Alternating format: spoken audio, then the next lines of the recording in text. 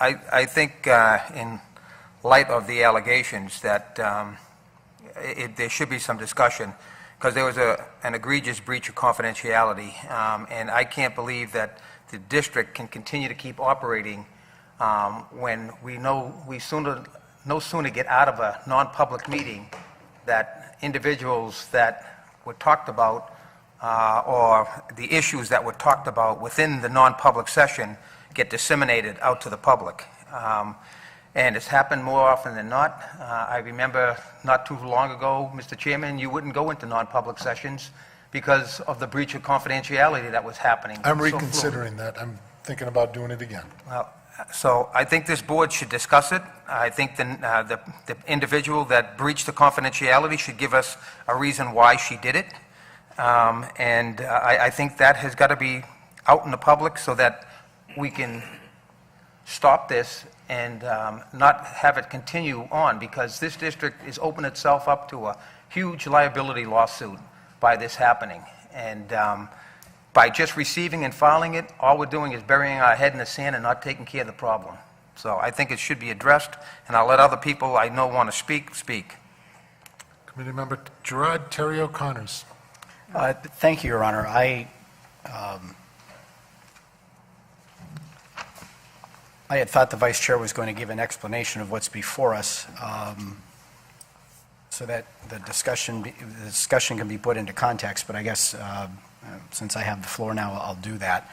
And I honestly don't see any reason to tap dance around this. The reason why this is on the agenda, apparently, is following our last non-public session, my colleague at large sent an email to the entire board, as well as members of the staff that were discussed in that non-public session, and shared her thoughts and opinions, characterizations, whatever it is you want to call it, in a manner that, because it went to people who were not on the board, and because it made representations about the discussion, primarily of that of the superintendent, this action was, or this item came to the agenda. And I don't know, frankly, how we continue to run a district with a superintendent who doesn't feel he can come and talk to us in non-public session without it being out either in an email or phone calls before the doors to City Hall are even locked. The representations there, which we can't get into, and I think, don't we need to make a motion at some point to add the email to the non-public minutes so that they are sealed along with the minutes? Violated the city charter. We have a letter here from our attorney, and I think it's important that the public knows that this got referred to our attorney, who is here, and an investigation was conducted, and the investigation determined that the city charter was violated, that the right to know law was violated, that RSA 42:1 was likely violated, and as a result, there is jeopardy, both legally to the district. The superintendent's contract, in my opinion, was violated, among other items, and there is liability to the district. The superintendent could have recourse against the board for the breaches of confidentiality. The staff members who were involved in that message could as well. The attorney went so far in his letter as to say that under RSA 42:1, a board member could be removed from office for this. And I only bring that up to underscore the seriousness with which the law takes aim at these violations. And so is it just a matter of violating the charter when you disclose confidential information? Or is it also a matter when you do it in such a way as you potentially interfere with the personnel decisions that the superintendent needs to make? I don't think that this thing can be left alone. I don't think it should be received and filed. I wouldn't go so far as to say that the board should initiate whatever needs to be initiated to bring it to court to determine whether or not the breach was egregious enough to warrant removal. But if this board is going to continue to violate those confidences, then we need to understand that it's only because the board hasn't taken action to correct it. And there have been, as the vice chairman pointed out, multiple offenses here that have been violations of the charter, confidentiality, and other things. And this is not anything to do with personalities.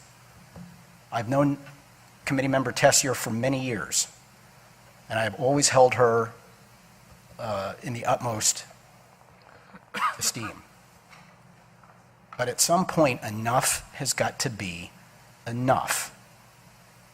And we can't continue to conduct ourselves as individual members of the board in a way that continues to undermine the ability of the administration in this district to do the work that we task it with doing. And if the superintendent can't come into a non-public session and have candid and frank discussions with this board about the things that need to change in the district's administration, things which we have authority over, then I'll tell you, his professional reputation's at risk, his ability to manage the district's at risk, and I wouldn't want to be on the receiving end of that lawsuit. So I hope that this is not received and filed, because if it is, it'll be permission for anybody at this board, unless, of course, they happen to be personally disfavored by certain members. It'll be a blank check for members of this board to violate the charter, the state law, and everything else as they see fit to further whatever ends they have on their own. Really, folks, when are we going to say that integrity of the process matters? Committee Member Terrio, Connors, Ambrosi. Thank you, Your Honor. I have a question for the attorney. Committee Member Van Houten. Thank you. I would just like to reiterate some of what has been said here. Mistakes happen, mistakes have been made. The integrity of the individual at question is unquestionable. I don't believe that there was any malice, any due intent, and I would like us to consider that as we make our votes. Thank you. Motion is before us to Member Beaudry, then we're going to take a vote. Thank you. With that being said, I would like to ask the individual that made the breach on why she did it and what her train of thought was. We haven't heard from her yet, and here we are talking about it this evening, but we haven't heard anything from her. So I would like to hear why you did what you did and what the intent of that was. I have no comment. Okay, we have a motion before us. Roll call, please. Roll call's been requested. Please repeat the motion. The motion is to receive and file. Committee Member Van Houten? Yes. Committee Member Ambrosi? Yes. Committee Member Langton? No. Committee Member Georges? Yes. Committee Member Want? Yes. Committee Member Freeman? No. Committee Member Bergeron? Yes. Committee Member Tessier? Yes. Committee Member Gerard? No. Committee Member Terrio? No. Committee Member Connors? Yes. Committee Member Beaudry? No. Committee Member Avard? Yes. Committee Member DeRocher? Yes. Mayor Gatsis? No. Parliamentary Motion inquiry, passes. Mr. Chairman, can somebody vote, I don't know how the charter works, but can somebody vote on an article that's pertaining to them? The motion was receive and file. Committee Member Connors.